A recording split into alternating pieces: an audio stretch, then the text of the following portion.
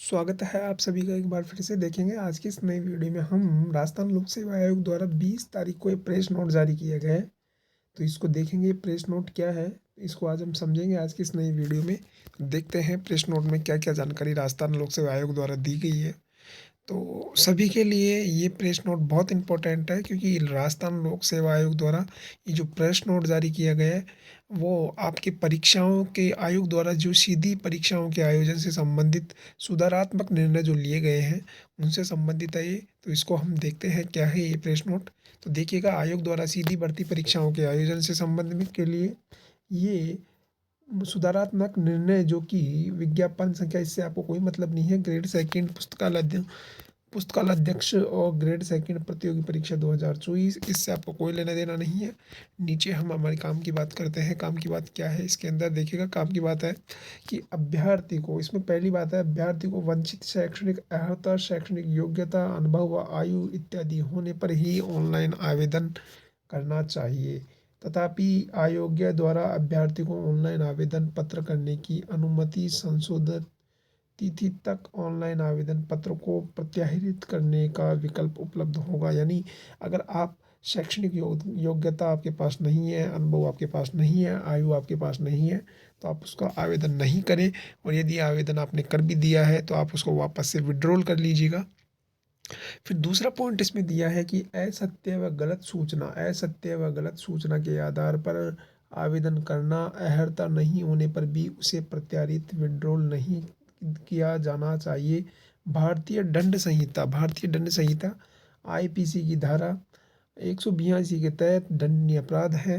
यानी ऐसे अभ्यर्थी को कालांतर में काउंसलिंग, स्वपात्र जांच और साक्षात्कार के दौरान अपात्र किए जाने पर उसे आगामी 1 वर्ष के लिए भर्ती परीक्षाओं से भी वंचित किया जाएगा।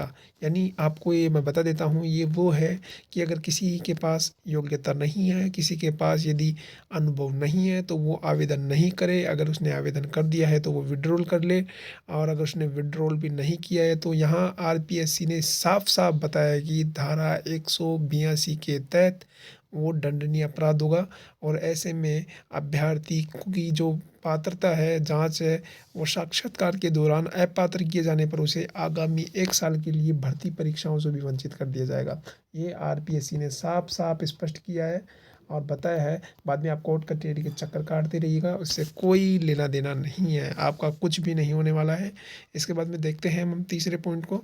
तीसरे पॉइंट में कहा गया है कि ऑनलाइन आवेदन पत्र में अभ्यर्थी के द्वारा सामान्य प्रविष्टियों के अतिरिक्त शैक्षणिक योग्यता एवं अनुभव का इंद्राज करने तथा इसकी पुष्टि हेतु अभ्यर्थी के पंजीकृत मोबाइल नंबर पर ओटीपी प्रेषित किया जाएगा। यानी ये तो सभी फॉर्मों में होता है कि फॉर्म भरने से पहले एक ओटीपी जनरेट होता है, और उस ओटीपी के बाद ही आपका फॉर्म का प्रीव्यू आपके सामने आता है और फिर फॉर्म सबमिट होता है। तो इसमें आगे क्या कहा गया है? आगे कहा गया है कि जिसकी पुष्टि किए जाने पर ऑनलाइन आवेदन की शेष प्रविष्टियों का इंद्राज कर सकेगा। यानी आप जब फॉर्म भरते हैं तो आपके पास एक ओटीपी आती है, उस ओटीपी को देखने के बाद में, सबमिट करने के बाद में आपके पास प्रीव्यू होता है। प्रीव्यू पर आप फॉर्म को वापस से चेक कर सकते हैं।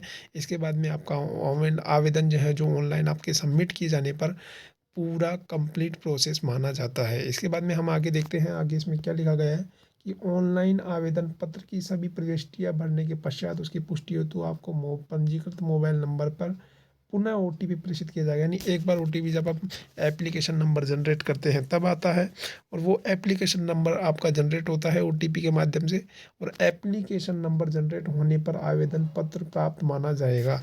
यानी आवेदक को ऑनलाइन आवेदन करने के पश्चात आवेदन पत्र क्रमांक अवश्य रूप से प्राप्त होंगे। और यदि आवेदन पत्र क्रमांक एप्लीकेशन नंबर उसको प्राप्त नहीं हुआ है तो इसका मतलब उसका आवेदन जमा नहीं हुआ है। आवेदन पत्र के प्रीव्यू को आवेदन सबमिट नहीं माना जाएगा। यानी जब आप, अगर आपने फॉर्म भर रहे हैं और आपने फॉर्म का प्रीव्यू तक आप चले गए हैं और आपके पास आवेदन क्रमांक यानी एप्लीकेशन नंबर नहीं आया, तो आपका आवेदन भरा हुआ नहीं माना जाएगा। ये बात तो सभी को, ये नॉलेज तो पता होगी। इसके बाद में चलते हैं हम अगले पॉइंट पे। अगले पॉइंट पे देखो, इसमें दे रखा है कि आयोग द्वारा प्रथम घोषित परीक्षा तिथि से, यानी प्रथम घोषित परीक्षा तिथि से 6 दिवस से पूर्व 7 दिन के लिए ऑनलाइन एडिट हेतु विकल्प खोला जाएगा। यानी जब आप परीक्षा तिथि से 6 दिन पहले आपके लिए ऑनलाइन एडिटिंग हेतु जो विकल्प खोला जाएगा उसमें आप अभ्यर्थी का फ़ोटो, नाम, पिता का नाम, जन्म तिथि, अपने पापा जी का नाम और ये आप अपडेट कर सकते हैं।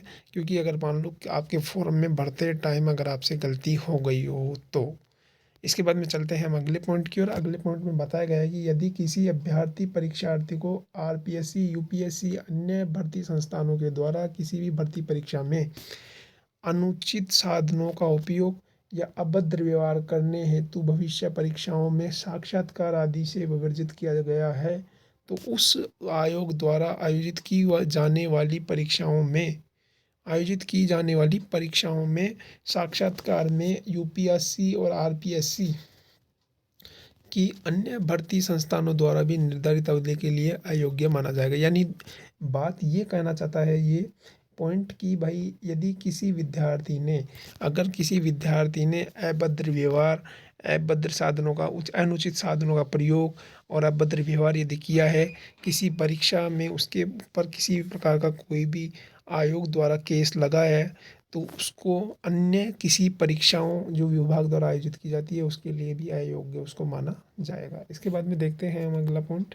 अगला पॉइंट है विभिन्न विवाह परित्यागता, यानी तलाकशुदा श्रेणी की महिला अभ्यर्थी को ऑनलाइन आवेदन की अंतिम तिथि तक समक्ष न्यायालय द्वारा पारित न्यायिक डिग्री के निर्णयानुसार प्रस्तुत करने पर ही आरक्षण का लाभ दिया जाएगा। यानी यदि कोई विधवा महिला है तो वो अगर अपना न्यायालय द्वारा पारित न्यायालय की जो डिग्री है उसको अगर पास करती है तो उसको जो आरक्षण मिलता है विधवा परित्यागता का, वो तब उसको तभी ही उपलब्ध करवाया जाएगा, तभी उसको दिया जाएगा जब वो डिग्री मतलब क्या करेगी, पास करेगी। इसके बाद में मतलब ला करके पारित करेगी, उनके समक्ष उस डिग्री को दिखाएगी।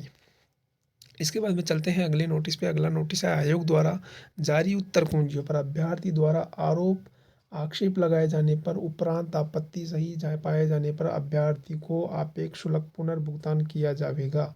यानी आयोग द्वारा यदि मान लीजिए किसी अभ्यर्थी ने उत्तर कुंजियों पर आपेक्ष लगाए हैं और उसके उपरांत आपत्ति सही पाए जाने पर अभ्यर्थी को शुल्क वापस दिया जाएगा, ठीक है ना, शुल्क उसको वापस से मिल जाएगा। और विभिन्न प्रतियोगी परीक्षाओं हेतु, अब अगला है विभिन्न प्रतियोगी परीक्षाओं हेतु विचारित सूची के अनुसार काउंसलिंग कार्यक्रम समीक्षा परीक्षाओं के परीक्षा परिणाम के पश्चात अभ्यर्थियों से विस्तृत आवेदन पत्र प्राप्त किए जाते हैं। तथापि कुछ अभ्यर्थियों द्वारा इस अवधि में विस्तृत आवेदन पत्र आयोग में प्रस्तुत नहीं किए जाते हैं। उक्त अवधि में विस्तृत आवेदन पत्र प्रस्तुत नहीं करने वाले अभ्यर्थियों को यह अवधि समाप्त होते ही अगले दिन अविलंब नोटिस जारी किया जाएगा और एक और अवसर उनको दिया जाएगा। यानी मान लीजिए आपने एग्ज़ाम दी है, आपका सिलेक्शन हो गया है, तो आपको जो मतलब क्या करना पड़ेगा, आपको है जो उसके लिए विस्तृत आवेदन पत्र मतलब अविलंब नोटिस आपको जारी होगा। यदि आप मान लो नौकरी लेने के इच्छुक नहीं है